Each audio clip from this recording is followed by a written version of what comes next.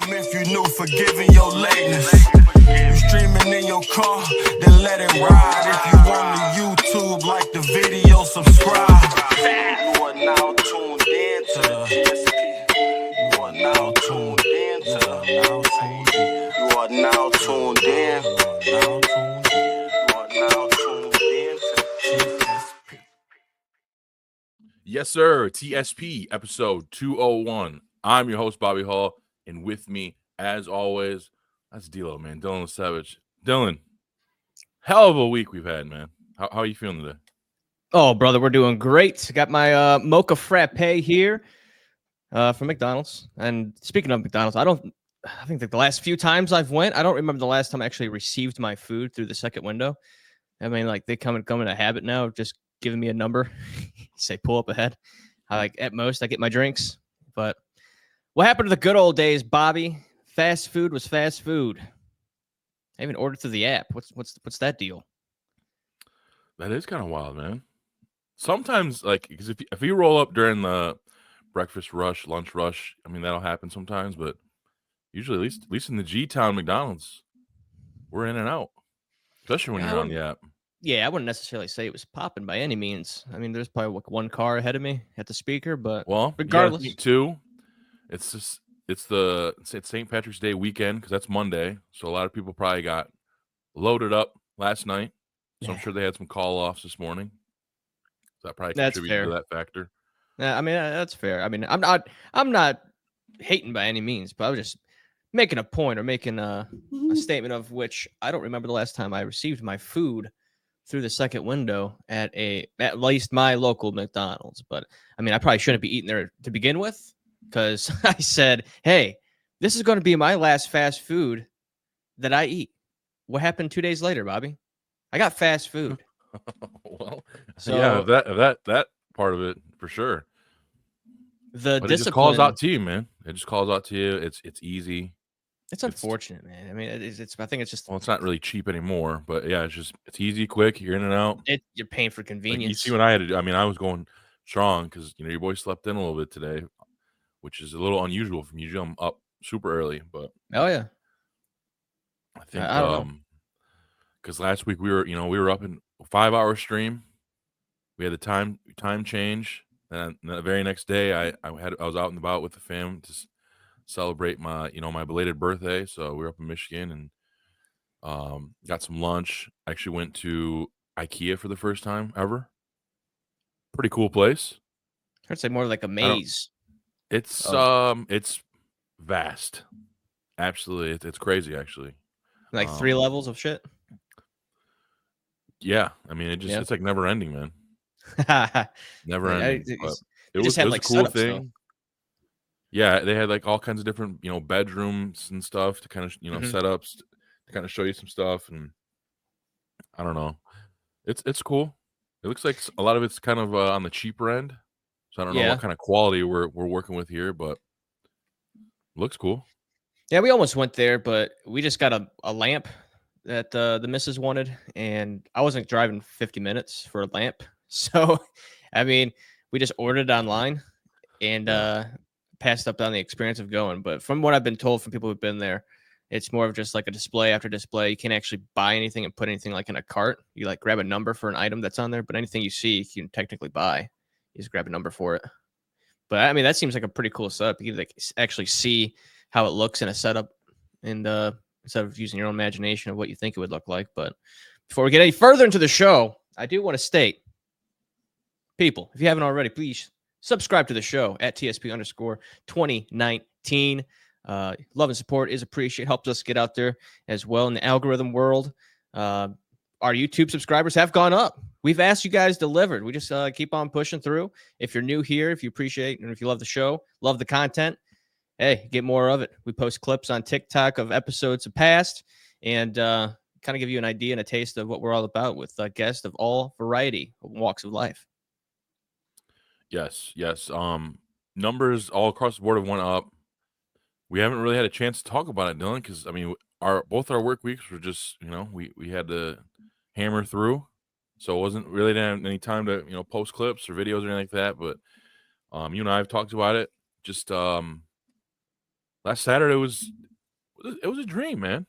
It was an incredible night for sure. I mean, we had everybody that we asked come on came on. We got to have Joe come on with us. You know, that was a cool reunion while we talked to Walt. The wheel was an extreme success. I love that we were able to partner with, you know, some of our great friends and companies to give back to the ones that gave to us. Yeah. We made in that night nearly $300. Probably could have been a lot more, but TikTok, you know, they tax like crazy. But either way, that money's going to go a long way with the show, you know, with being able to produce and use the programs we use, and that's pretty awesome. And Oh yeah. like I said, it's cool that you know, our friends that tuned in that helped us out are going to get, you know, seasonings and barbecue sauces, cutting boards, and hell, a lot of that goes just straight to Matt Smith, who was the MVP. Yeah.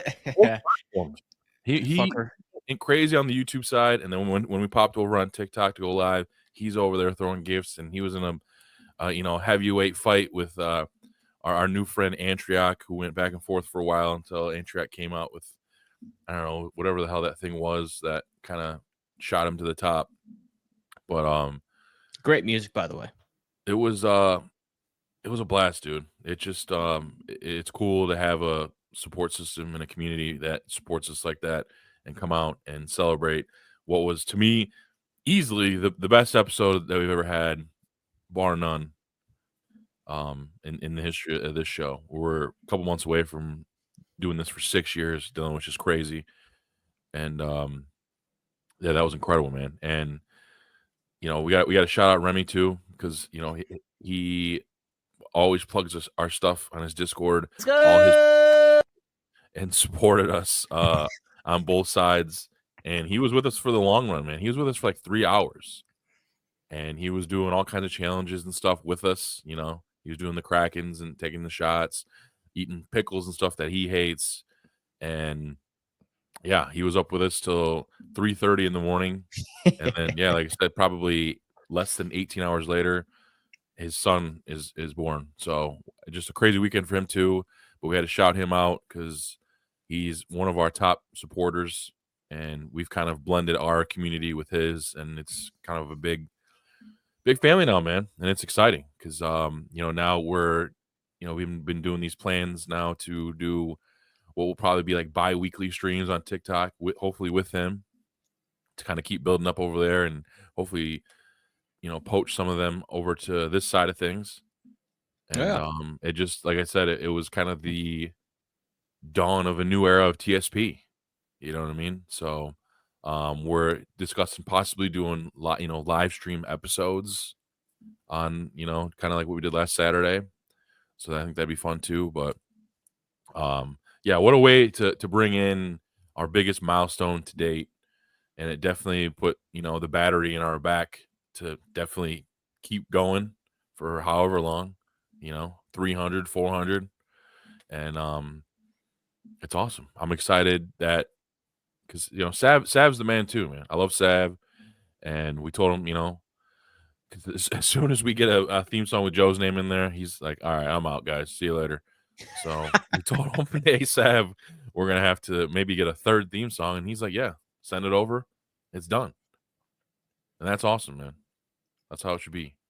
Maybe a beat made by yours truly. Yeah. I don't have to worry about copyright bullshit. Yeah, but man. Yeah, it was a great time, Bobby. I mean, couldn't have said it better myself, but it's probably going to be a while until you add any hot sauce to any of your meals, right? No, that's not true. But the hot sauce shot on the wheel, that probably was a one and done, because obviously the next day wasn't too great. And Yeah. I did the math on there, and then yeah, it's like over 14,000 milligrams of sodium. So how I didn't stroke out in the midst of doing 11 shots of hot sauce, or and basically the whole bottle, I don't know. But that was the thing. Like I don't drink anymore, and I don't do any of that stuff. But I wanted to be able to contribute to the wheel and do some challenges and stuff. Sure, And yeah. it made for some funny moments because the wheel, you know, didn't like me that night. I was getting hot sauce shots left and right. But I'm thinking next time we'll limit it to maybe a couple, maybe 3, 4 of the hot sauce, and then jump over to like lemon juice or something that'll kind of get that same kind of reaction. You'll see it in the face, and then but I don't think I can do a whole bottle of like lemon juice or anything like that, or my insides will probably melt, from the acidity. But we'll figure some stuff out. Yeah, absolutely. I mean, we add more to the wheel, the less likely something that lands on multiple times like that. But I mean, over here, I finished a whole bottle of that that fucking. I always forget the name of it, man. I don't drink it very often. Hey, Fireball, yeah. I'm more of a Tennessee Fire guy, but yeah, Fireball, it was right there, easy to grab. But yeah, it was a great time. Got a little carried away at the end there. We did a TikTok live yesterday, kind of just chatting it up with some people that popped through, and we went through over the review there, and we were doing just spinning the wheel every fucking 1,000 likes that we were getting. And it was going up like crazy, dude. People were probably going to the hospital for thumb surgery after that fact. And we appreciate the love and support there. But I took like probably 2 shots and slapped myself twice in the matter of 30 seconds at the end there because it was just craziness happening. Yeah, that's going to probably be maybe every 5K likes or something.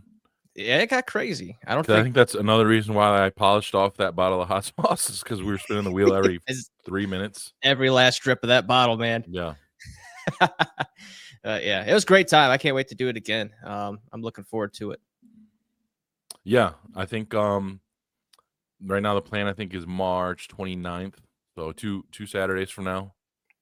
Hopefully, like I said, we'll have Remy on, and maybe we'll do the wheel then. We'll see.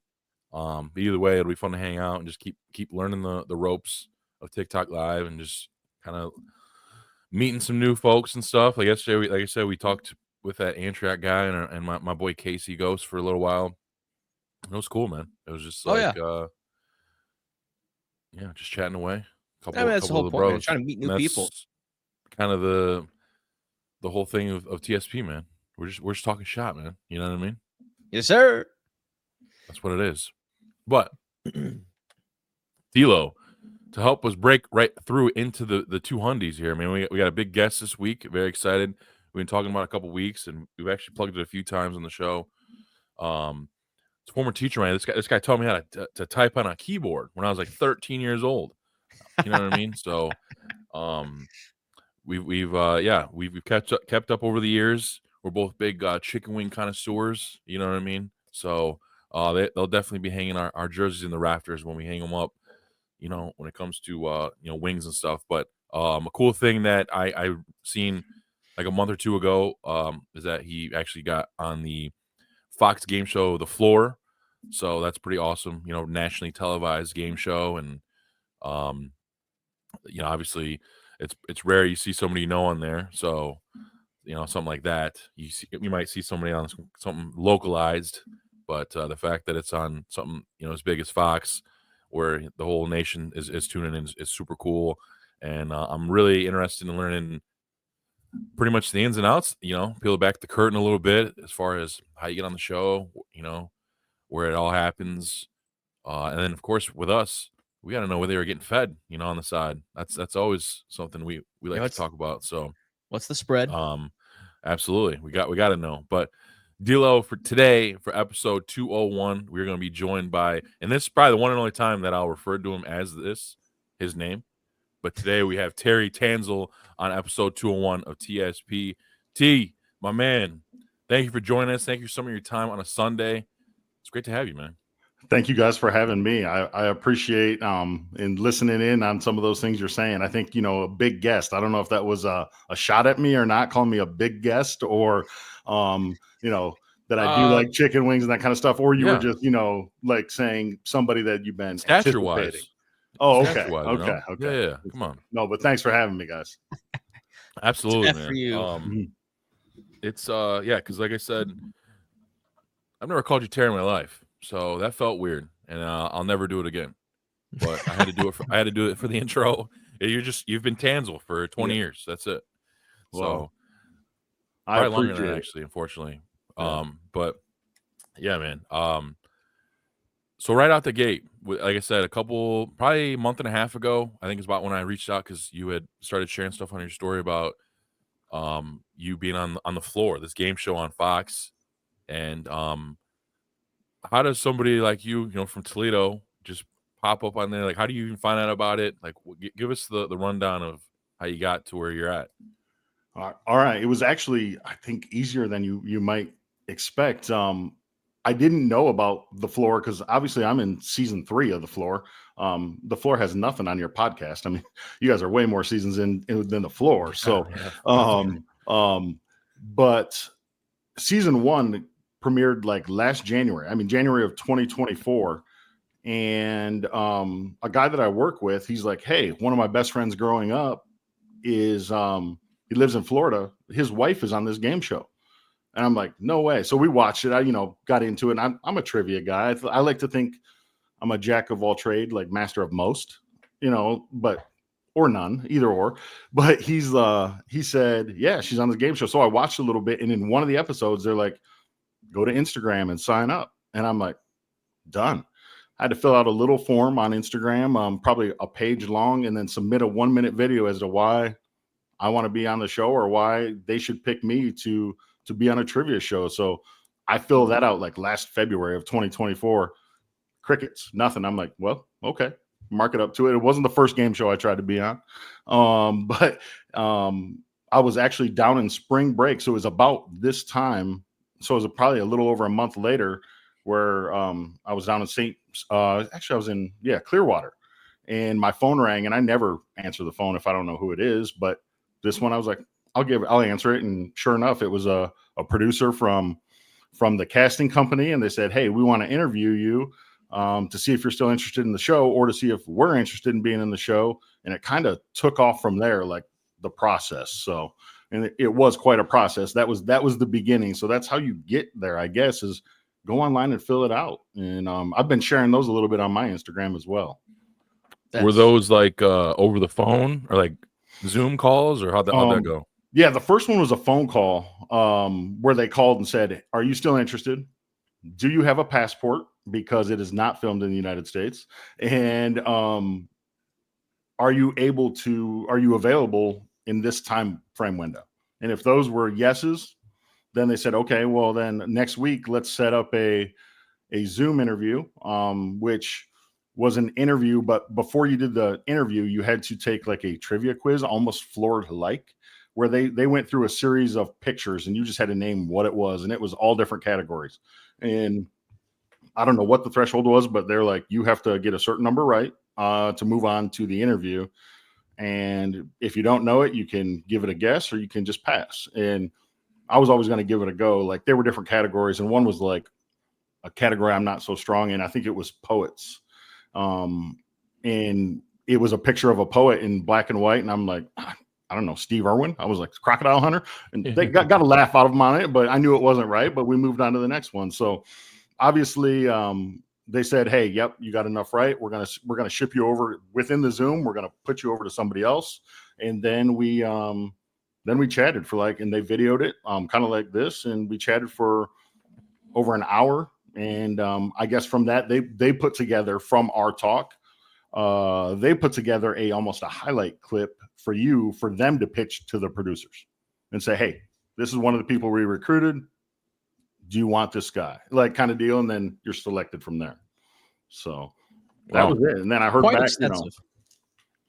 Yeah, absolutely. Which is probably, I mean, how it should be. You want to send some guy, be like, all right, we'll pick you. And then he comes and doesn't know anything. Yeah. It'd be a terrible show. When you look at the shows like American Idol, they have like the same 3-phase, like you have to audition before the audition type of thing. Because we had a buddy from my high school that auditioned for American Idol.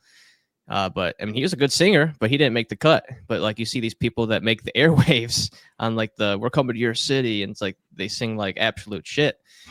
It's like I think they picked those for like obvious reasons, it's like to captivate some humor within the audience. But it kind of makes me wonder, because you said you never really answer the phone for numbers you'd never recognized or anything like that. And I'm the same way, straight to voicemail, especially in this day of age where it's always like telemarketers or especially with like the campaigns going on during an election year, or it's going to be, a scam.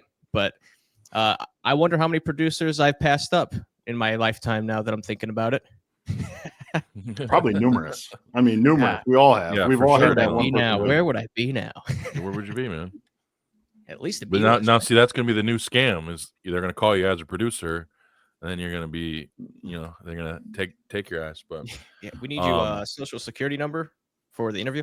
Yeah, and for the turnpike, sure. your tolls. You didn't. Yes. Yeah, I owe millions of dollars That's a new one. to the Ohio tolls. Yeah. I don't even drive on the tolls rarely, but I owe so much money. So they'll figure it out, right? Mhm. So when you obviously, I mean, they're paying for the flight, and then they got a hotel and the whole nine?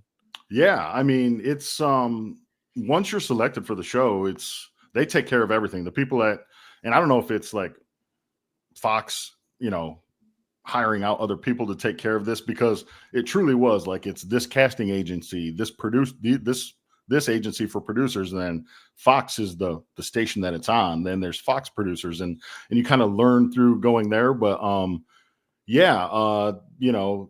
didn't really know until I knew I was going to be on in about June, where I got flight info, background check done, all my socials. They went through every social media through the background check, make sure nothing flagged there.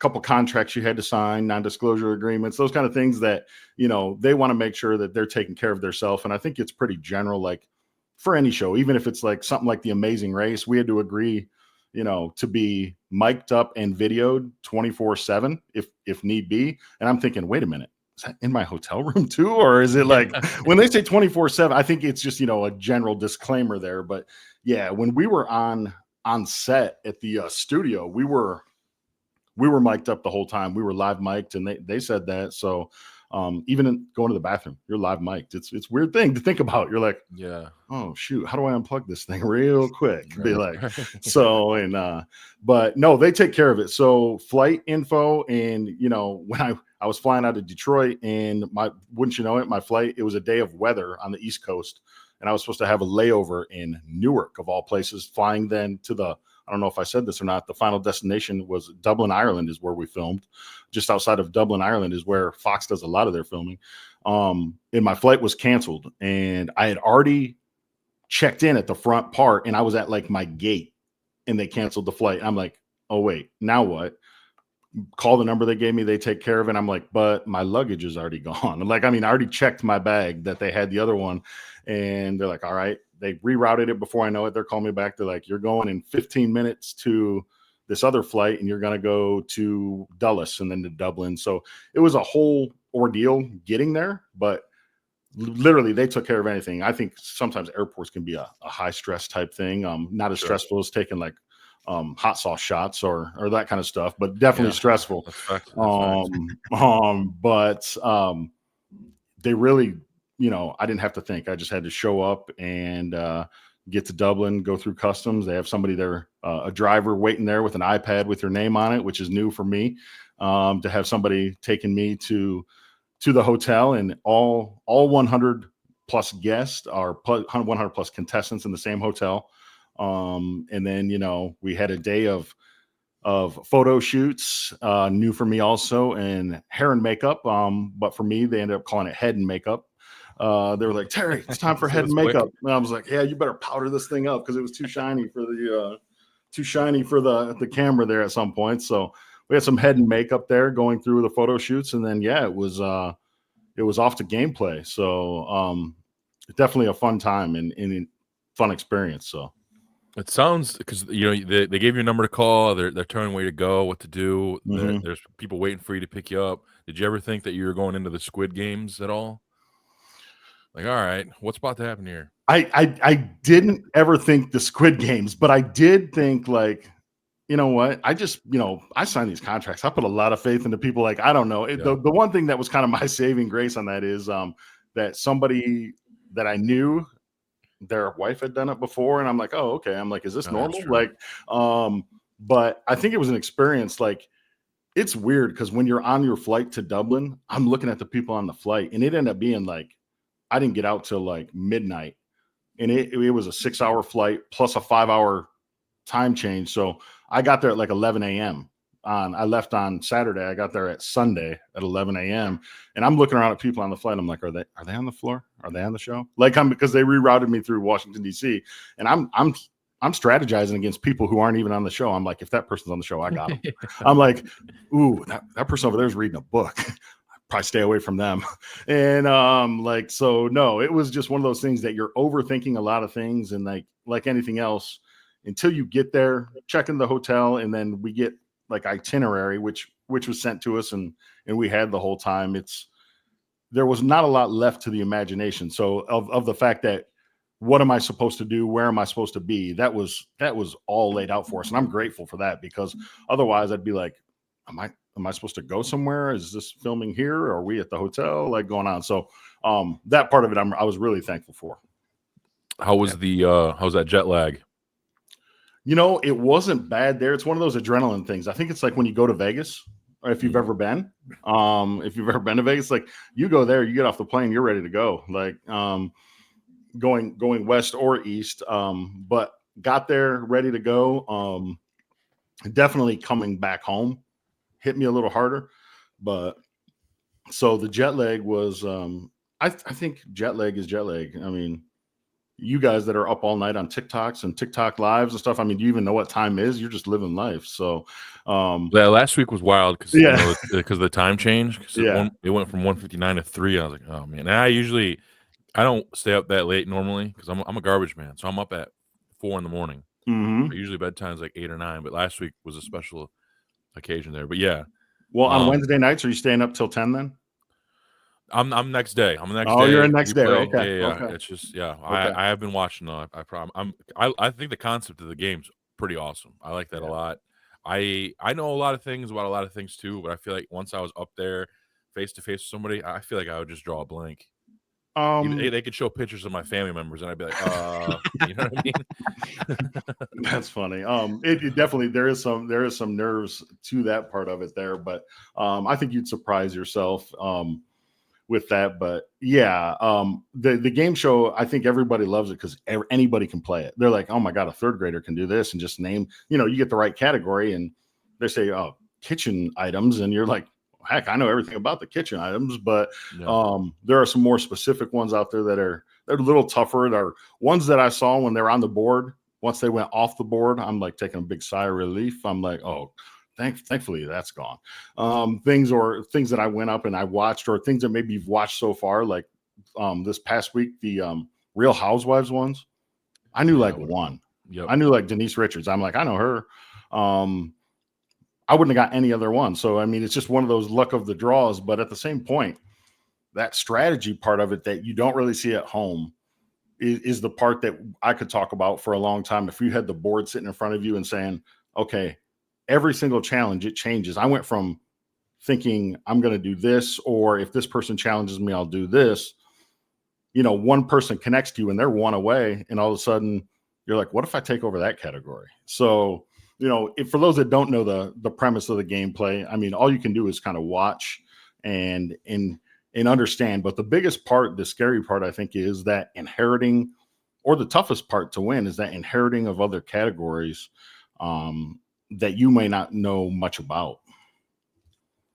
Yeah, I because we were talking about when you're up on stage in there, because one of the topics was stars with stars, like guys and gals that got Hollywood stars. Yeah, the first one was Tom Hanks, and the guy said pass. I was like, oh, because that's one of those things where I'd be worried about just blanking, man, because that's one of the most famous people on earth, and that person just somehow lost who that was. And I think they even said something at the end. It's just like, I got up there and everything went blank. Yeah, so it's just it's a pressure cooker, man. And I think so. I mean, for those that didn't see, we're through episode 6 now. So I'm still alive. 100 people start on the floor. We have 50 of them gone. So hopefully I can make it 49 more. That'd be awesome. I'm talking about prize money and something, then, you got to throw a little bit at anybody who has you on a podcast. You'd have to throw some at them, right? Yeah. I mean, you'd have to do that. So fingers crossed. So going through, 50 down, 50 to go. But my first duel actually did get randomized. in episode 3. I was the last one of episode 3. So episode 3 there were 9 duels that night. And I was the last one. So the guy who was in front of me, I mean, he's in the sports field. He works with sports college players and that kind of stuff. And his category was sports MVPs. I don't know if they know, but now that I'm a middle school assistant principal, not a teacher anymore, we still have recess. And by God, I'm the MVP of almost everyone. Those kids, I'm old, but they still don't beat me in like knockout, dodgeball. I'm picking them off. You're in the perfect spot. I'm picking them off from distance. I mean, but I think one of the things is he knew his MVPs. And that's all we know is what the category name is. And then once that randomizer goes up, it's like, hey, you got randomized. I'm going to pick you. And you walk up on stage and it happens, right? It's not really how it happens on the floor. All the categories that are around me, I had to speak about each one and why I would be good at them, bad at them. And then for TV, just like any podcast, they're editing. Hey, this is what we're going to use. We're going to make it work for TV. So, I mean, I talked about just to the left of me is weddings. The lady to the left of me has weddings. And I'm like, I've officiated over 15 weddings. I DJ weddings. I'm like, I feel like I had one of those once myself. I feel like I could do well in weddings, and I'm talking about that. The guy behind me, Devin, who's on the show, he's road trips, and I'm like, well, road trips. I mean, all right. Growing up, I didn't have a lot of money to fly places. If we were going, we were driving. So I can do road trips. And then to the right of me scares the living daylights out of me. This girl named Laura is languages, and she fluently speaks 5 languages and sign language, and she was speaking to me in all of them. And I'm like, there's no languages. Like I said, when I was going through the thing and they said, how do you feel about languages? I'm like, well, I speak 4 fluent myself. I speak movie quote, song lyrics, sarcasm, and some broken English. That's what I got. Like, that's where I'm at with languages. But, and then in front of me was sports MVPs. And ultimately being the last one of the episode, at that time, I was like, I'm going to go with sports MVPs. So boom, I choose sports MVPs. We walk, and then it breaks. We have to get re-powdered and makeup and that kind of stuff. Then we go up, get a picture with Rob Lowe, like it's your duel thing there. And then they go over the rules like of the duel. So it might be a good 5 to 10 minutes before you are actually challenging. They go over the rules. And that's kind of when you find out, hey, MVPs isn't just MVPs of the Big 4 or just NFL or something. Because if it was just NFL or basketball, I think this guy who I challenged, Seth, he was ready. He was ready and good. When they said it's athletes that are the best at their sports or most valuable at their sports, I felt really good because I know a lot of golfers. One of the categories I pitched, I wanted to have a category was PGA golfers. Past, present, I feel like put their face up. I feel like I can name a lot of those. So, in Seth, admittedly, he didn't know golf or hockey. He was not a golf or hockey guy. Myself, I did not know. I still don't know to this day the soccer player with the pink hair. I didn't get it. Like, I don't know. In my duel, there's a girl, a female soccer player. Is it Rapinoe? I think. Right? Yeah. And I get. Yeah, and I remember because I messaged Joe and I jumped through the screen for that Ronda Rousey. And everybody else too. But people were like, when the name comes up, Ronda Rousey, you're like, oh God, what's he doing? Like, my thing was, I didn't know it right away, so I was passing. If they would have put up a female that had the braids and gloves on, it was Ronda Rousey. Like, I would have went right away. But ended up working out and getting through that duel, that challenge, and then had a decision to make coming back for episode 4 of, do I stay and play, try to, take out some categories, or do I go back to the floor? And, that's the question there of how strategy changes every game, because I've told many people, if I would have been randomized 7th on that episode, not 9th, 7th on episode 3, I think I would have went weddings and then to the guy who won episode 3, Brian, because at the time, he had, what category did he have? He didn't have, because he inherited directors. Oh, 21st Century Inventions. And that's when they were talking about, I mean, there were things on there like Popsicle and, Nintendo, those kind of things. And, if those things, that was a toss up. So that would have had a chance to win 20,000 on that episode, but it wasn't. I was 9th, went there. Then coming back to start episode 4, I have a decision to make. Do I want to stay and play? Do I go back to the floor? And, every time you're up there dueling, you have the 50-50 shot of going home. You don't know what's going to have, or if you're going to freeze, or you're going to see something and it's going to throw you off your game. Like some people up there, like Tom Hanks, like you mentioned, and just, you're not getting Tom Hanks, you're going home. So, that's the way it's going to be. And so I was going to take that 50-50 shot out, go back to the floor, because too, if you are the biggest amount of space on the floor with 7 more duels, you're the target. So, I decided to go back to the floor, and that's where I've been standing now for 3 straight episodes. I've been waiting, man. I'm waiting for you to get back in there. Yeah, not many. And there's some. Did you watch any of the other seasons? Either of you watch any of the other seasons? No, this is the first one because as soon as I seen you on there, and I might go back because I think Hulu has all the episodes and stuff. So, I really enjoy the game. So I mean, I even like season 4. I'll probably tune back in because I think it's a pretty cool. Well, and that's just out. Season 4 and season 5 just casted, from what I'm understanding. When we were there, season 2 and 3 were back to back. So in Ireland, like season 2 filmed the week before us. There was a 2-day break. We come in season 3, film it. So season 2 started back in September, but I don't want to spoil season 2 for you if you're going to go back and watch it. But the guy who won the whole thing, the whole shebang, only had to win 2 duels. Wow. So he had a category. He won once, went back to the floor, and nobody wanted it. Nobody wanted to touch him in it. So it came down literally to the final category. I think the one girl, I believe, I could be wrong on this, but it was something to that nature where the one girl had like 98 spaces and he had 2.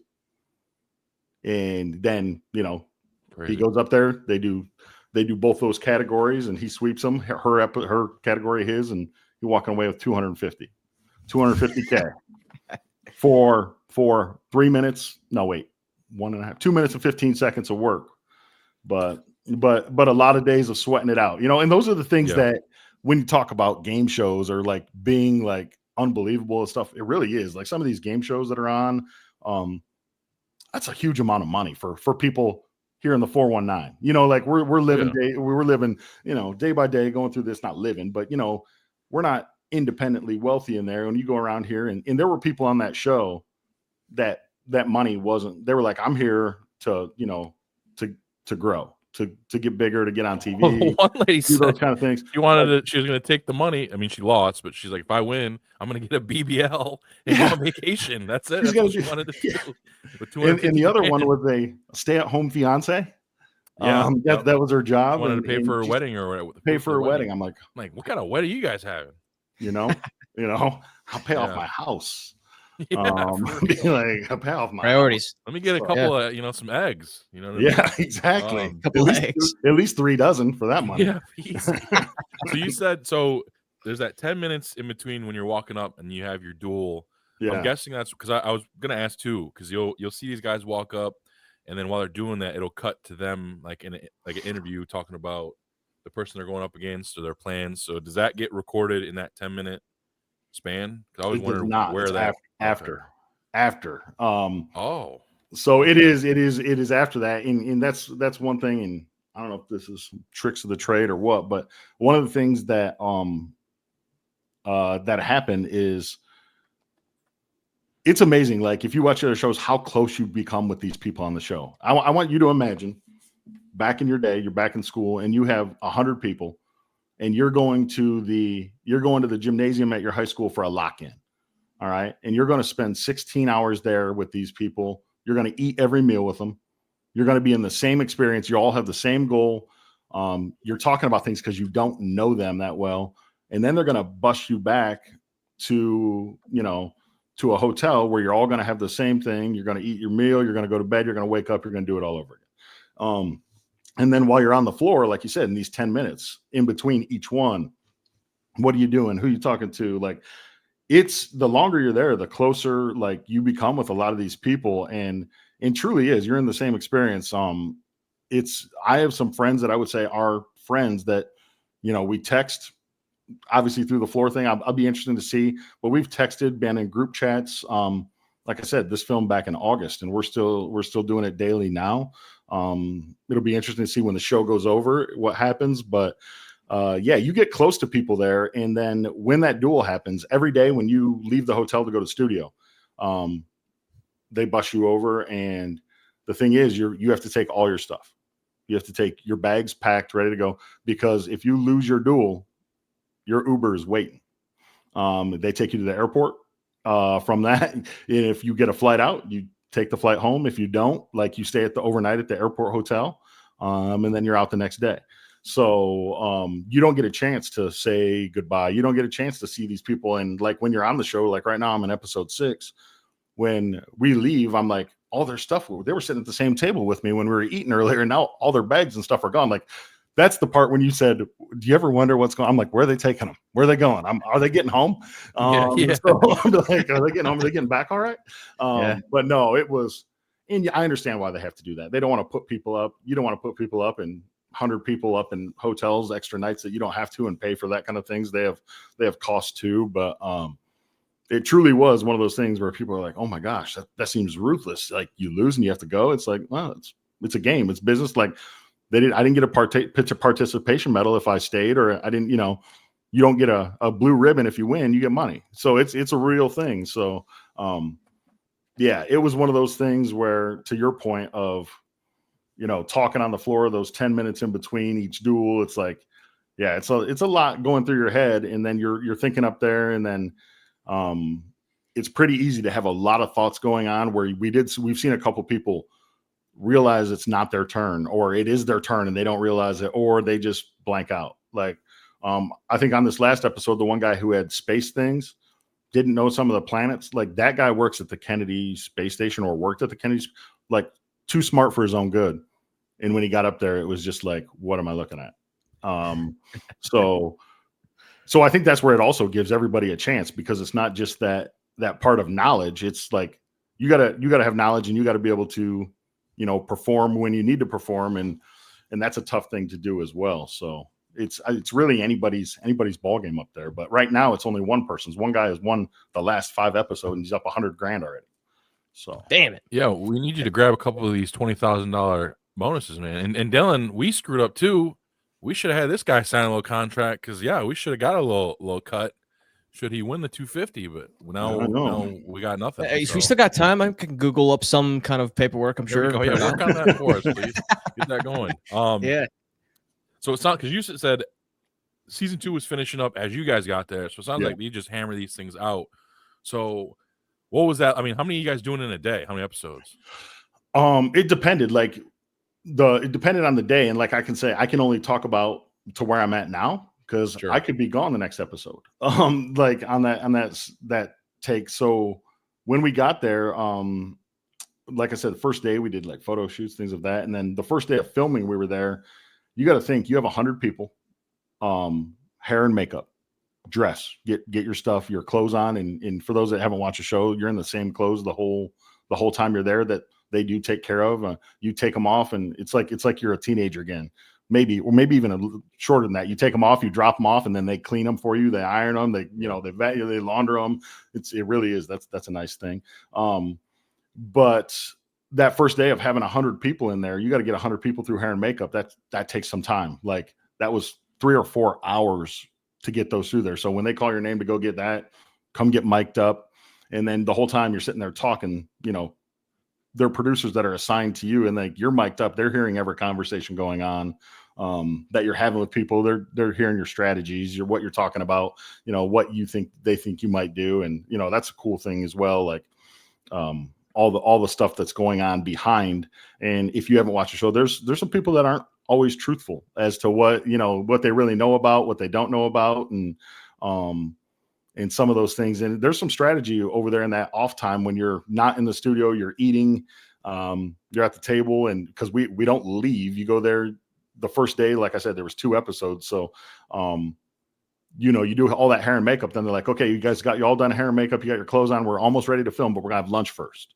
And it's like we have to put every episode, like they'd be on you. You had these huge bibs, not like Red Lobster bibs, like you're getting thing on, like trash bags that covered you. Like we're not getting anything on your clothes. Okay. Like so that was interesting. It would be awesome for like a wing challenge if you had how many wings you could eat. But so yeah, huge bibs on stuff. Then we're gonna go film the first episode.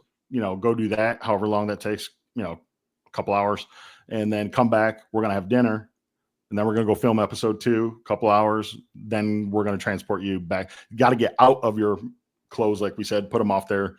I didn't realize that when they put makeup on you, you have to get that off somehow, not just like rub it on your thing like this. I was like, what is on my shirt? I had makeup on. I'm like, what's going on? So I learned real quick not to do that. And I feel for women out there that have to wear this makeup and they can't ever like touch anything. It's like you can't touch your face, can't do that. Makeup gets everywhere. So so it's long days, but 2 episodes someday at the most, 3.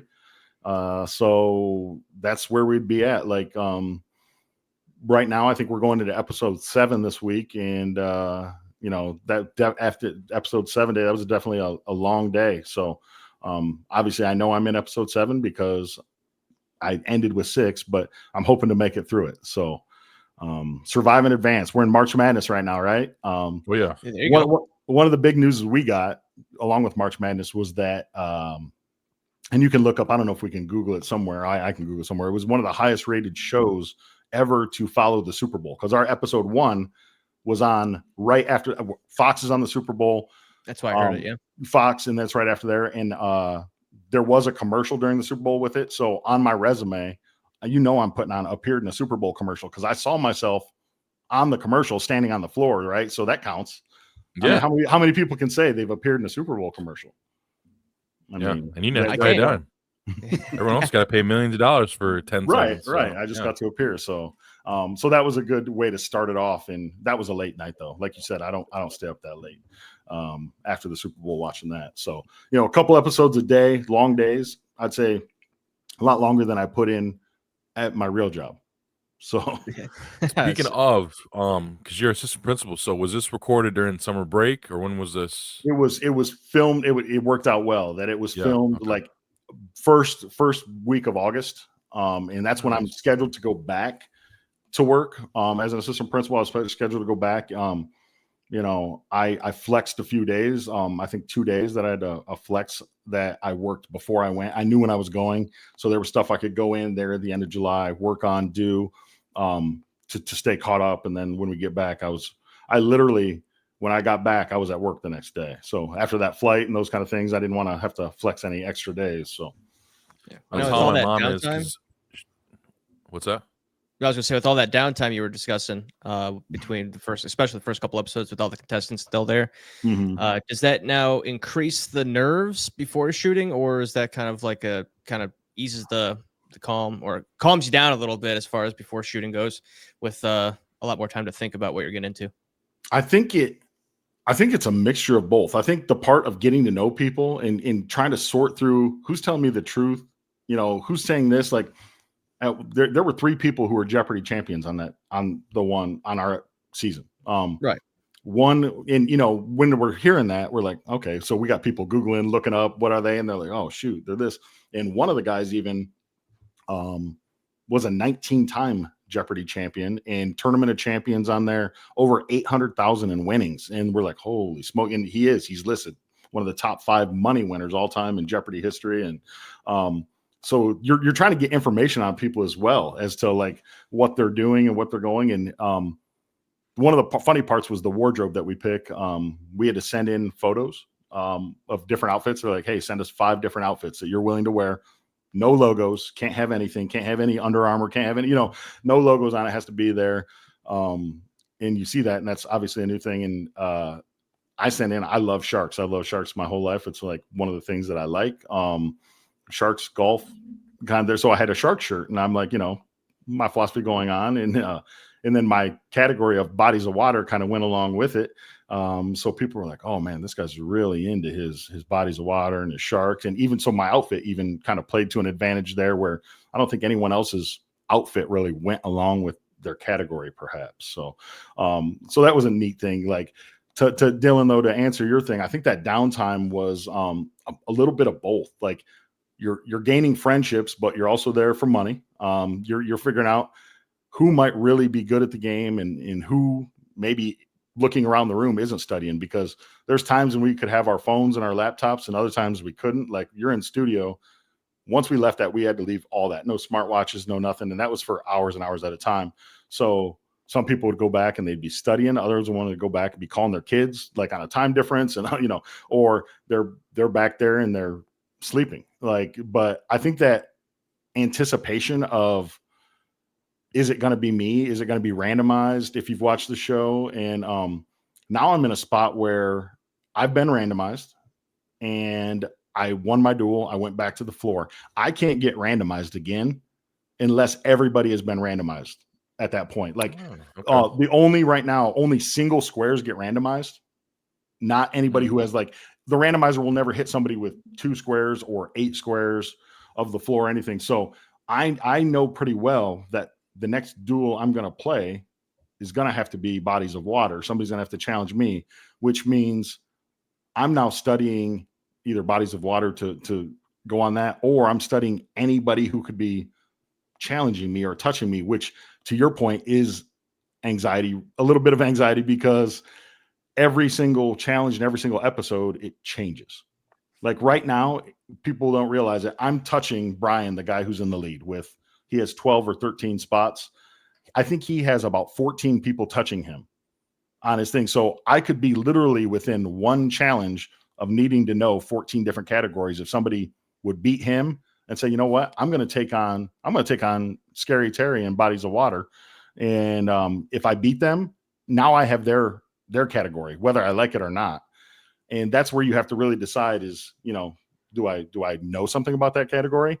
Do I act like I know something about that category? Or do I just, now I have to stay and play up here, because if I ever get challenged in languages, it's going to be a slow, painful, nationwide death that everyone's going to see me get shit on. Like where it's like, if I have to do languages and people are going to do that, they're going to be like, oh my God, this guy doesn't know anything about languages. And, I'll just be naming all the languages I know real quick and hopefully one of them sticks. But, so yeah, I think it's a lot. It's a lot of anxiety, a lot of fun, but just a roller coaster of emotions on there of saying, what's next? What do I want to do? What do I want to study? Do I want to eat? Do I want to study? Do I want to go call my kids? A lot of that going on in that downtime, but the downtime between the duels, we had to stay on the floor.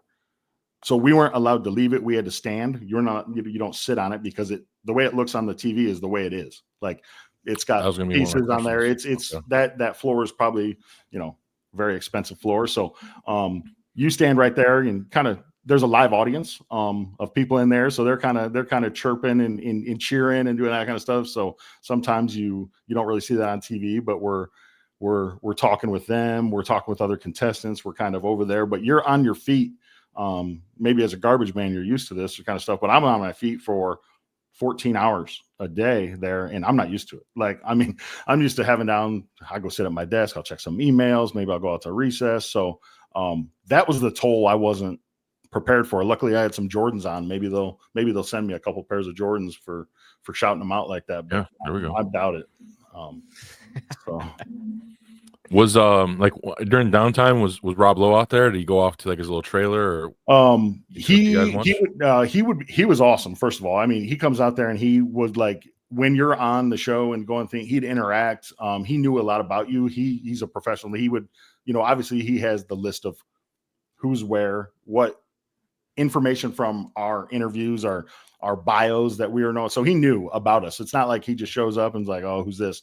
But no, when it's that downtime of going through the rules, he'd be out there for the pictures, things of that nature. But in general, he's not out there, on the floor whooping it up with us and doing that kind of stuff. As cool as that would be, I don't really blame him, because a lot of people in those areas and stuff, one person gets sick, then everybody's sick and that kind of stuff. And if you get sick, they send you home, that kind of stuff. So could have been rough on there. So no, you got to meet him, you got to get your picture with them. And then you had some interactions through the show. Like when he's talking to you, and obviously when they're filming it, a lot is cut, like, of conversations of what am I doing to pick this up? So a lot of those conversations that we felt like we got to know him, through those conversations weren't probably aired. So, it's not like just, he's like, oh, what do you pick? That's great. Come on up. There was more going on through that. So, okay. Yeah. So you answered one of my questions. I was going to ask about the floor itself. So like when you win another square and they light that up, you guys see all that then, yeah. Right? Yep. That lights up and we're seeing it visually as it happens. So, and you can see the topics and all that when it's. Yep. And the topics when they go around and there's a funny thing, like when they're getting these shots and stuff before each episode comes out, there's little feet on the floor, and they say, if they said the word basically feet or squares, basically you had to return wherever you were. That meant it was time. They're going to get the phone back on. You got to go stand on these white feet that are in the center of your square on there. But like to start every episode, they had to come around and get like shots with all their cameras that we didn't even see where they were. So before each episode, it was like literally stand on your square, straight up, hands at your side, smiling for 10 minutes with nobody talking, nobody up front talking, nobody doing that. It's just like standing feet, squares. So it was kind of a joke when they say we're going to have PTSD about the word feet. So, yeah. So the squares, the floor looks just the way it does on the show. That's cool. Okay. Yeah. We got to ask too, man. How was the spread? Oh, were you guys getting fed? Was it top notch? It was good food. I don't think I had anything that I was gonna say, oh, that didn't fill me up. But the one thing is, it's funny, everything had a potato with it. We're in Ireland. Everything, like the one choice, you would always have choices too. There was a vegetarian choice, a meat choice, a seafood choice, something like that. So one day it was like Italian. It was like, we're in Ireland, we're getting Italian food. It's like lasagna and vegetable and French fries. they were just automatically included, or it was everything you did on there. It would be something that would be like totally off the wall, and there'd be like, oh, fish and mashed potatoes. It was just like things that you wouldn't normally put together. Every single meal had a potato with it, which was just funny to me. But definitely added some salt to everything. I needed a little more salt than they had there, but yeah, all the meals were taken care of. So that was breakfast was good from a breakfast buffet every morning at the hotel with crepes, omelets, all the kind of stuff that you would get. Fruits. Potatoes there too, or no? Always potato. Yeah, okay. Couple different kind of potatoes. In the breads and spreads and all the kind of good different stuff on there. So, I've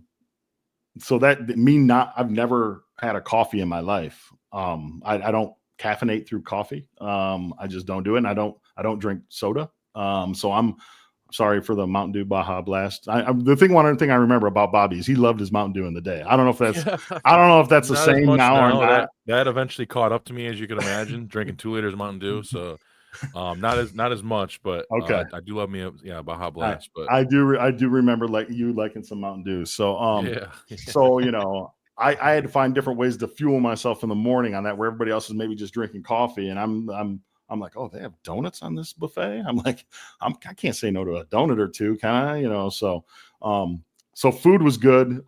Breakfast in the morning, lunch, dinner at the studio, and for that, the studio that we were at, I even looked it up on Google Earth the other day. I was like, oh, it seemed like a long way from the hotel to the studio. It was like a half an hour every day. Kind of decompress or get focused on there and meet new people while you're riding there. And one of the contestants, Clint was his name. He's from Austin, Texas, and he's still on and he played it. But after it would have been episode 4, day 2, we're going home. This guy brought his guitar with him.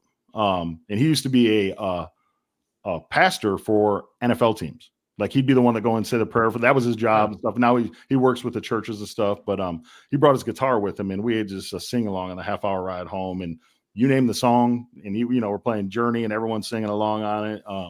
So that was a cool thing. Like that was happening on the rides home and stuff like that. So we need that guy in Cleveland, Dylan. Yeah, we need some prayers there. So yeah.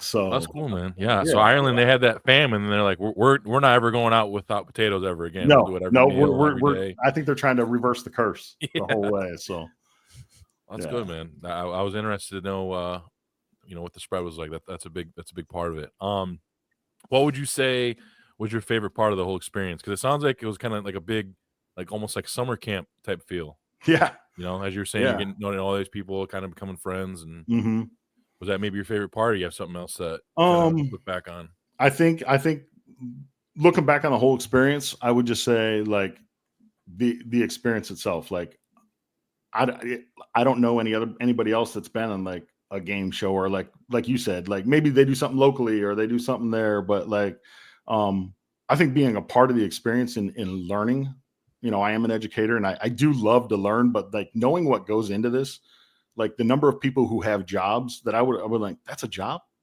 Like that person's job is this, and they're working for Fox, or they're working for the travel people. Like there's 3 people sitting in their own room that are organizing everybody's travel, everybody's Uber, everybody's flight, and they're doing that all day.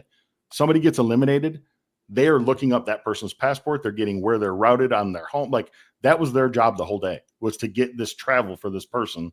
And then 20 minutes later, somebody else gets eliminated, they're on to the next one. Like getting that travel organized and getting everything so we didn't have to worry about, and that was their job. Like, so I think learning about like kind of TV, learning about all the stuff, playing the game, and being a part of it all, was the overall experience was awesome. I would do it again in a heartbeat. Like hopefully like Survivor and stuff like that. Maybe they'll have an alumni season or an all-star season where I would be, I'd be thought of well enough to be invited back. But, if I come into a lot of money in the next few weeks or episodes, then maybe that'll be my favorite part. But for right now, what you're going to know is just the whole experience. Doing something that was just literally something I've never done before and didn't have a lot of experience knowing about until I actually did it. So, this catch just popped in my head. Because you guys were there for a week, right? What it is everybody's flight was flying in on Saturday, and everybody was scheduled to fly out the following Sunday. But as you would have gone, eliminated, whatever, then that flight home would change. So you could have been there a week. Okay. You could have been there a little over a week. Okay. So a whole season is there. It takes only a week. Yeah. That's crazy. That's crazy. Well, the whole season is 12 episodes, I believe. So we're halfway through. Like 50 people left. We're through episode 6. So, man. And you said they already cast for season 4 and 5. It's going to be like the new, like, ridiculousness, man. They're just going to have a million episodes. Yeah. And I think 4 and 5, like I said, I think they're filming the last week of what I'm hearing. They're filming the last week of April, first week of May. Like season 4 is going to film the last week of April, I think. Season 5 is going to film the first week of May. And then that'll probably air September and again next winter or something. So it'll be interesting to see how they do it moving forward. Because I was asking questions like of the people over there. I'm like, okay, so when this is done, like when this is the final episode or whatever, does this floor like sit here? What do you guys do? And they're like, no, we have to have it down within 24 hours because the next show's coming in or whatever. They film other shows there with the 1%, the Name That Tune, which, I would love to get a little bit of that. But one thing I really like about the floor, it's not just a one and done. Like Wheel of Fortune, you get on, you win. That was awesome. Nobody remembers you except the ones on there. I feel like this is a little bit, if you were there, it'd feel a lot more like it. Reality TV meets game show, because you get to know people a little bit. You're in the same clothes so they can remember you and that kind of stuff. It's not just, if you go and play and you win your duel or you're out, you're done. I think one of the things they wanted to promote was they want people to stay and play. They want the people to go up there and try to make a run. And one thing I would hope they would do is, every episode they're giving away 20 grand, right? For Fox, and they give away 20 grand to the winner. That if there's 8 episodes an episode, for people like me, maybe you guys yourselves, like maybe not for other ones, but if they would say, okay, we're going to give away 15 grand to the winner of each episode, but every duel that you go up there and win, it's $1,000. That costs them $3. I might be a little more prone to stay. If I know a couple of categories around me, I'll be like, I just cashed $1,000 right there. I think I can get 2 more before I go back. So I think that might be an interesting play into the future if they would do something like that. And one thing I suggested, because when we were there, they like talk about suggestions or things you do. I said, I think everybody should wear heart monitors, because to see people's heart rates when they say activate the randomizer, when that thing's going around and it finally hits you and spikes, or when they're up there in the duel. Like, it'd be interesting to see their little heartbeat thing on the thing right next to their time. Yeah. What's their heart rate at? They experimented with that with golf for a little bit, where they were taking putts, and this putt's worth $200,000, and the guy's heart rate didn't change. Like, through the whole thing, I'm like, how are they not doing that? Where, you know, it's nerves and that kind of stuff of everyday people. Like, I'm sure when I went up there, my heart rate was like you after your 11th hot sauce shot. Like, it was up there just because it's so intense. And when I came back and watched my duel in episode 3, I knew my first one was Tiger Woods. Like, I remembered seeing that, because I'm up there and the countdown's going 3, 2, 1. And in my head, I'm saying Tom Brady. I'm saying, like, I just want to say names to say who I might see there. And it came Tiger Woods. And then I couldn't tell you until I watched the episode 3 weeks ago. I couldn't tell you who any other one was. I didn't remember. The clip right here if you want to see it. Let's do it. We'll see it. I couldn't tell you till I watched it. Yeah, let's see if I can pull it up here. All right.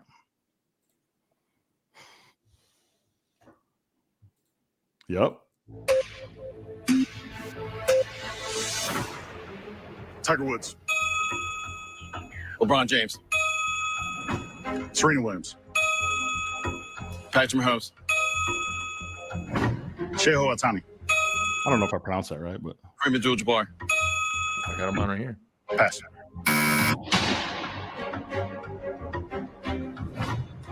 Roger Federer. Hockey. Pass.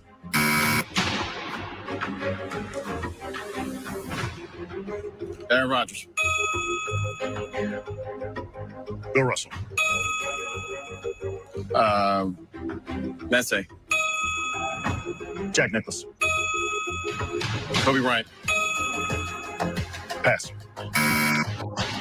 You look too good. Peyton Manning. Andre Agassi. Frederer. Andre Frederer. Pass.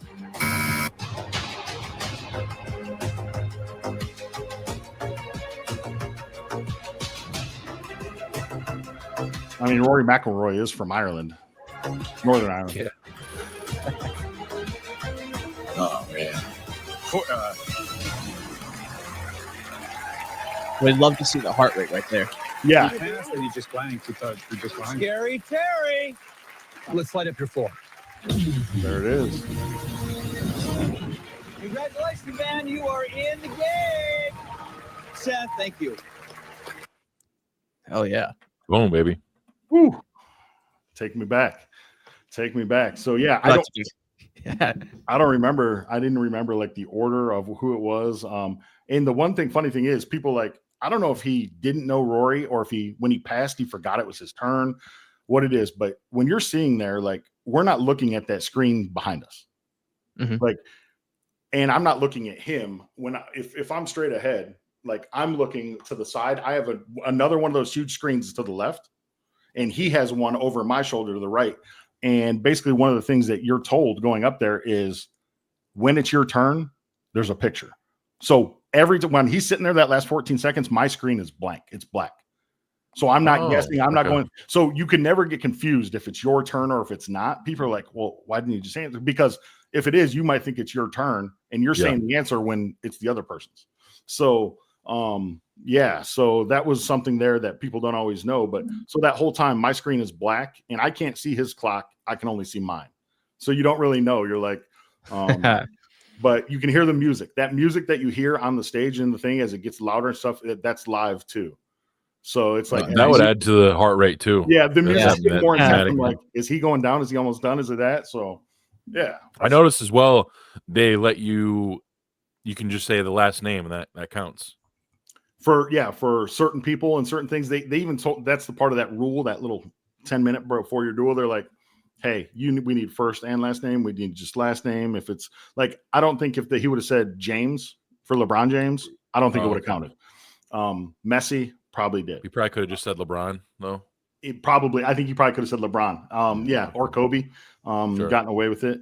So yeah, and I thought looking back on it, maybe I don't know who had easier ones, him or me, but Bill Russell, I didn't even know that until I got back. I'm like, it has to be Bill Russell. Like I didn't even recognize him. I'm just like Bill Russell. So yeah, fun times watching that back. I've only watched it on the episode, and I watched it. All our students watched it in lunch at school the next day. Oh, nice. My principal put it on there, and they were going nuts. They were like counting that other dude down and going on. One kid threw his milk, and then I had to talk to him about it. It was a whole thing. He's like, they were like champagne it up after the World Series, like going on, and so that was a fun time. But yeah, fun to watch. That's awesome, man. Got a couple more things, and we'll get you out of here.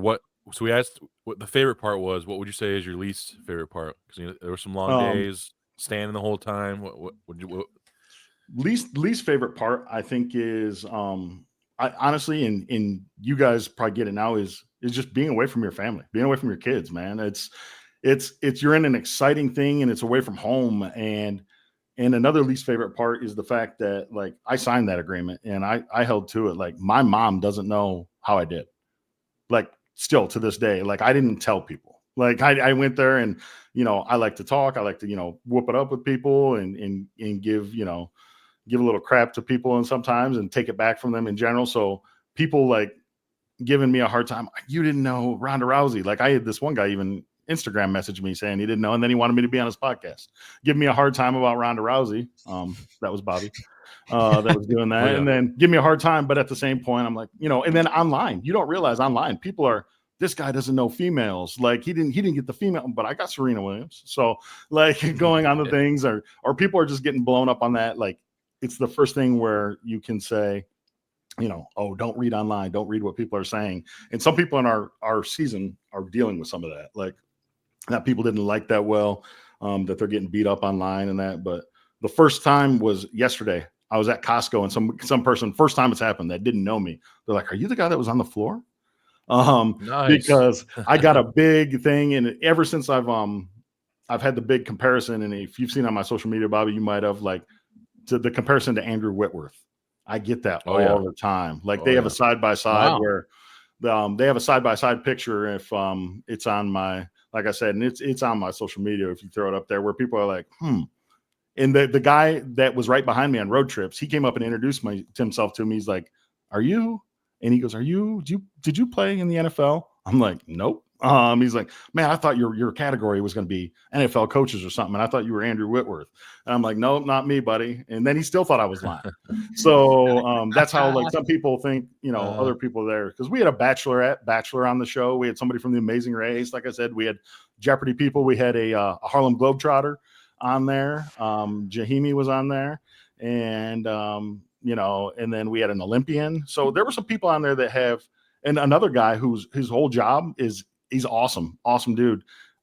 He's a claw machine game operator and game winner. Basically what he does is goes around and the claw machines you see in arcades, he goes around and does videos on how to win on them and stuff. And that's his job.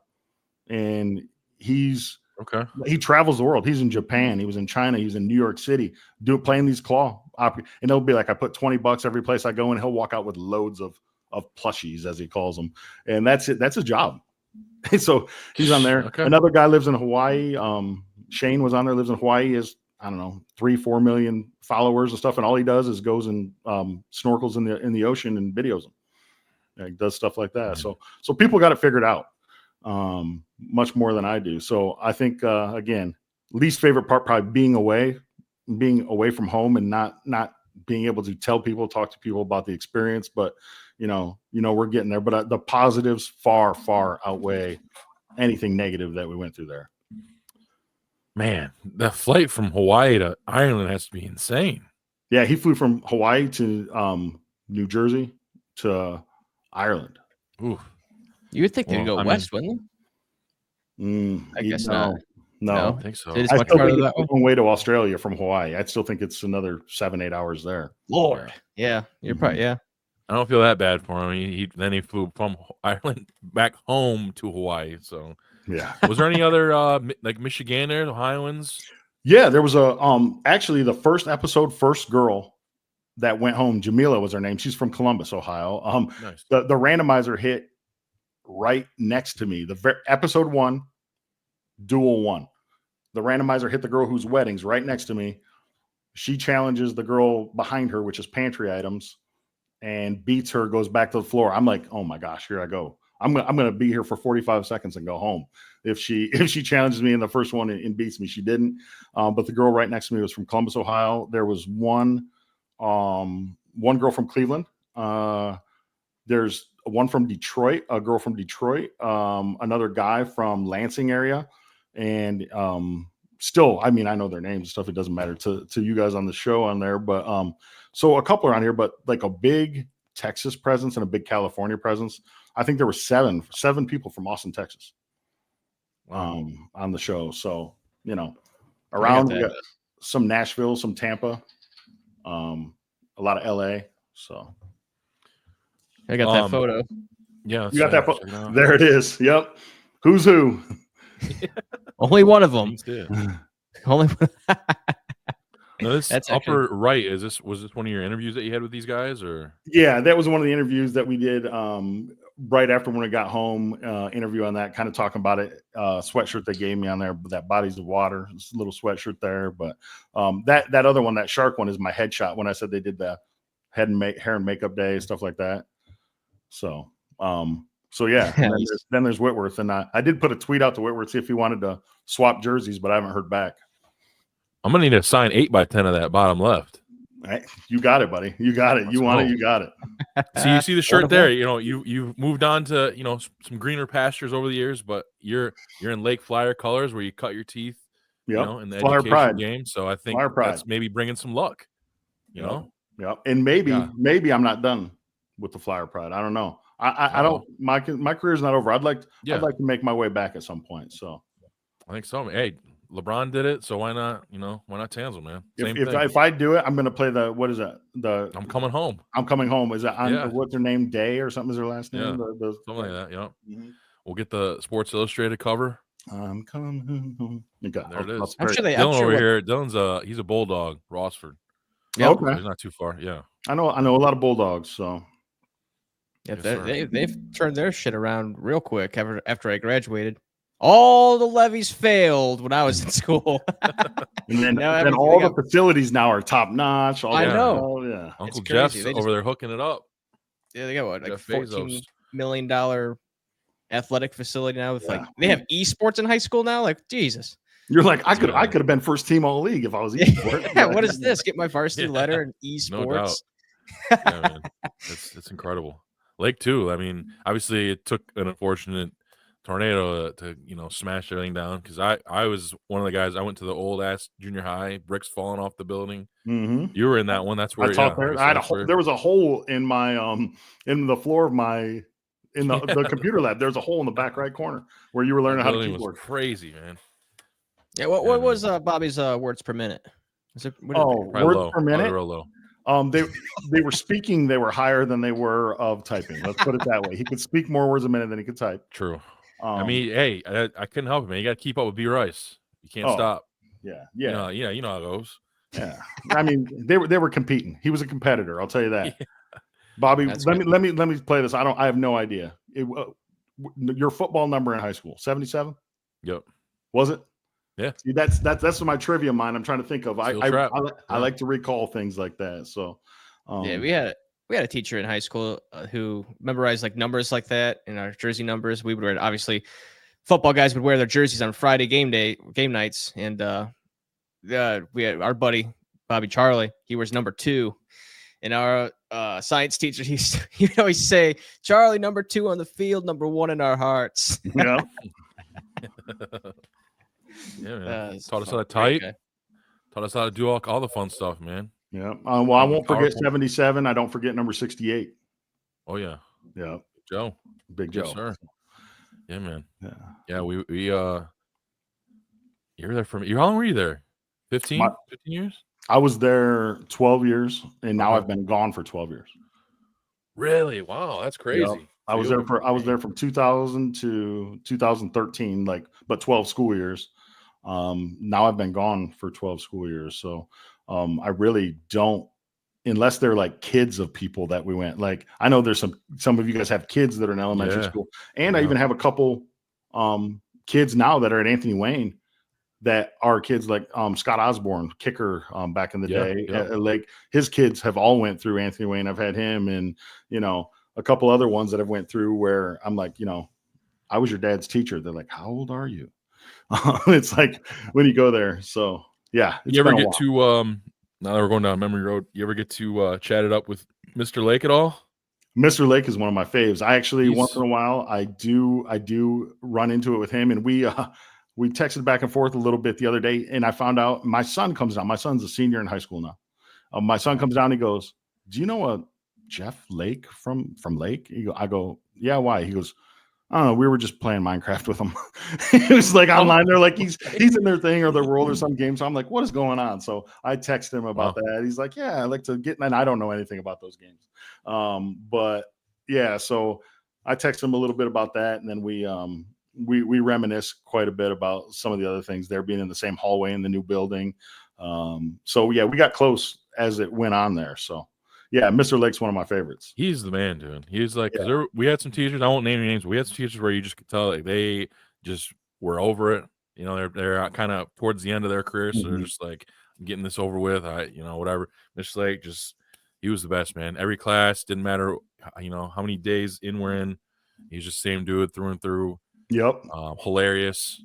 I've always, we've kept in touch over the years too. He's one of the teachers and stuff that you definitely want to be able to talk to off, you know, here and there. So I agree. I knew, back when we were all at Lake, you know, all together. I remember you guys were pretty chummy. So that's good. You guys are still good in touch. Yes. How's Boggsy, man? Boggsy he's still at Lake or no? He's still at Lake. Yeah. Okay. He's still there living the dream. One chicken wing at a time. Like whenever we get together, we go golfing a lot. We go on a golf trip every year. But you know, things that people didn't know that happen is back when we were teaching, every time there was a snow day that we didn't have snow, we automatically met at Mr. Wilker's house at 10 a.m. to play poker. It was just standing. You just showed up. Yeah. There was 5 of us. We'd go there. So snow day out of school.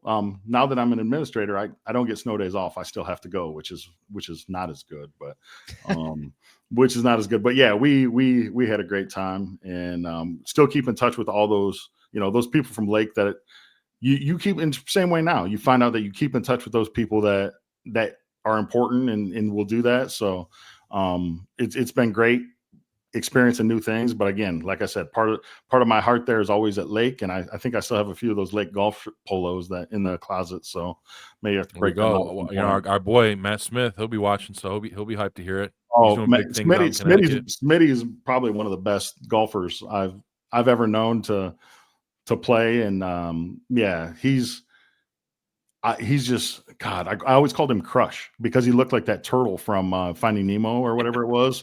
His head, he was like, he had the glasses on. He's like, so I always called Matt Smith Crush. But you know, he's out on the East Coast now, right?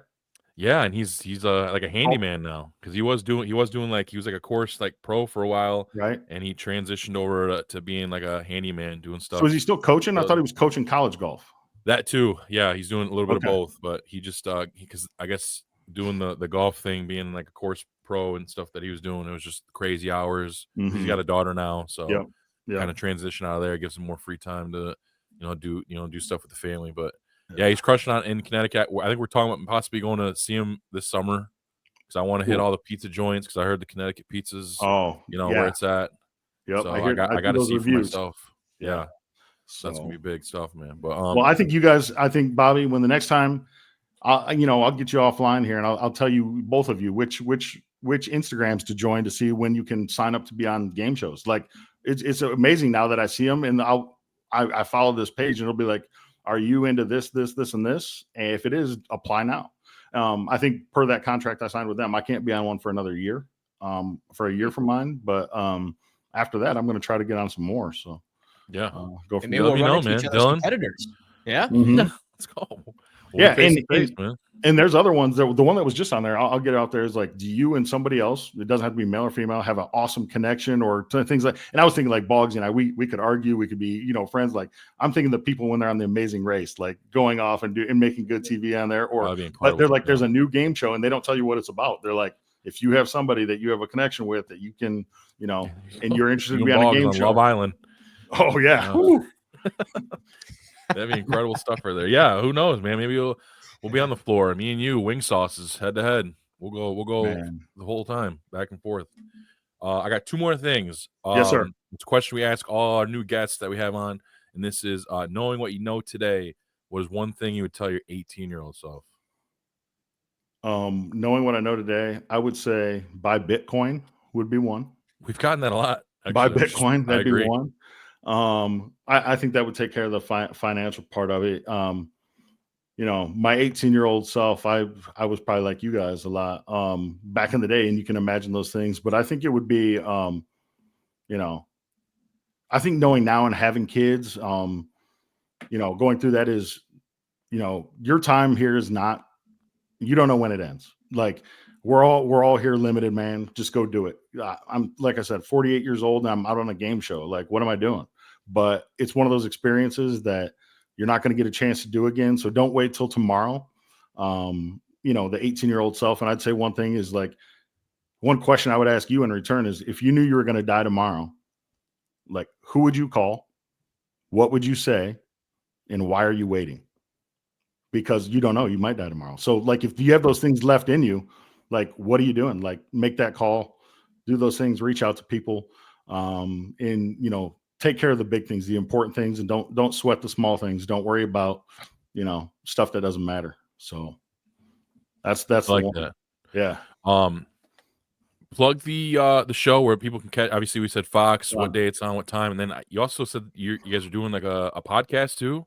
Yeah. Yep. So yeah, the show, you know, Fox every Wednesday night at 9.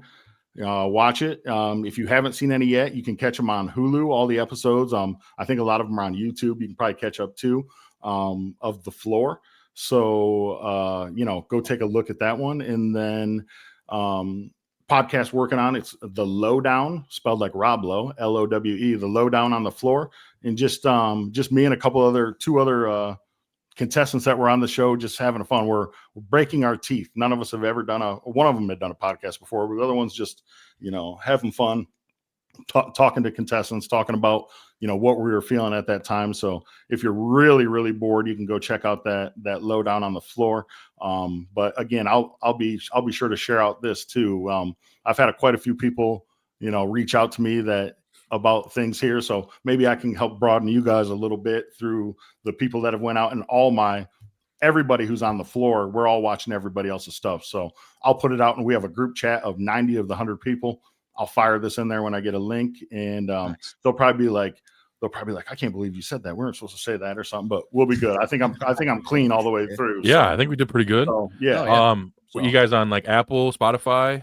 Were you guys Spotify, okay. Spotify, and then I think some of them are posted. I mean, some of the video ones are on YouTube as well, obviously, but I think you have Spotify. I'm not what? When do you guys drop episodes? Usually it is Friday mornings. Okay. We do them Thursday after the episode, and then in Fridays, like again, I'm almost a guest on it. I come in and I talking with that, and one of the other guys is our Dylan. He does the legwork, I think. Yep. So, he kills it. Yeah. So yeah, check that out if you want to. Other than that, I'm gonna have to go back and check out this 200th episode I keep hearing about. So the last you're gonna one. See, we're shirtless. A lot of hot sauce shots, fireball shots, all kinds of stuff. A lot of giveaways. You'll see. Push-ups. Like I said, Matt Smith was a big contributor. You'll see a lot of some old faces. Well, not faces, but they're in the comments. Al Geisel. Yep. Who else was on there? Who else? Paul Tippy.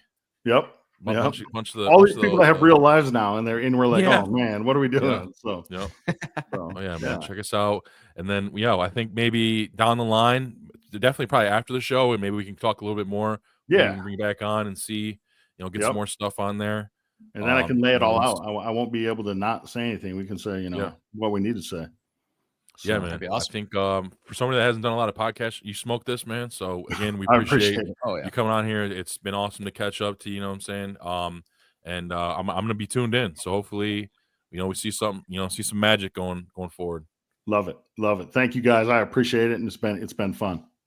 Yes, sir. D-Lo, you know what time it is. Let's go. Yes, sir. That is the end of the episode 201. We're in the 200s now, baby. On the climb to 300. Definitely go check us out at TSP_2019. If you haven't already, leave a comment down below for any questions or anything you guys want us to talk about in future episodes. That'd be much appreciated. Give us the thumbs up, subscribe, hit the bell icon to be notified when we go live or any new episodes that drop. Anything TSP, that's at TSP_2019 on wherever you get your podcast, YouTube, TikTok, and Instagram. Thanks again, Terry, or Scary Terry, I should say. Appreciate the time for sure. Good luck for future episodes. Thank you. And getting on other game shows. What you said, it was a year until you can get on another game show? I think so. A year from maybe when I did that. I'll have to read the fine print, but if people want you bad enough, they can make exceptions, right? Yeah, exactly. That's what I'm saying. Yeah. But 100% appreciate the time. You like Bobby said, you smoked it here. For someone that's new to the podcast game, appreciate the time there. For all you guys, from myself, Bobby, and Scary Terry, hope you guys have a wonderful week, friends, and we'll catch you next week for 202.